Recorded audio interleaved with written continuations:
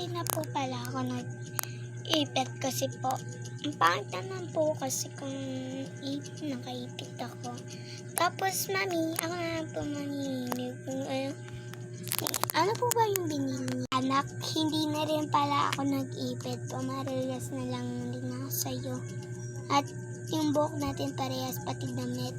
Kasi sabi ng daddy mo. At saka, ang bibiling ko, ito lahat. Mami, ayan yan ba po? Oo, bakit? Mami, namili na rin po pala ako ng gatas. Pinaboksan ko na rin kay Yaya. Sabi, ginano naman na po to. Nabayaran na rin po namin.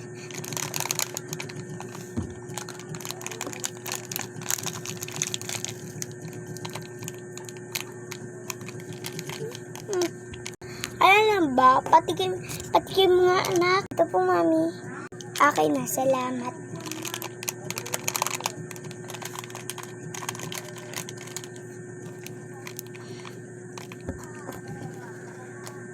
Andiyan daddy mo, tago. Sige po, mami, akin na po.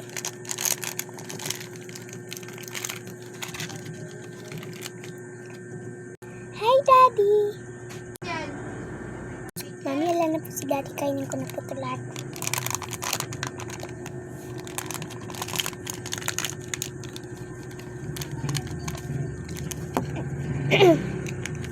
At saka, huwag na daw damit. Meron ka naman na doon sa may bahay. Sabi ni daddy.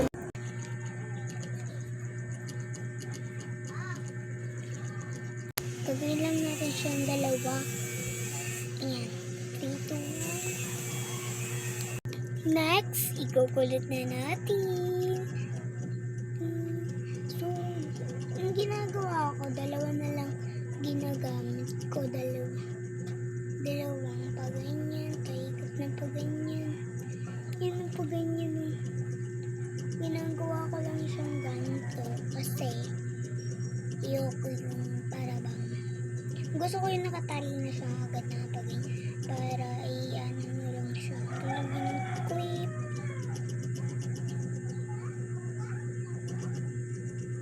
Yan last. Ikot natin isa. And done. And yan na natin siya.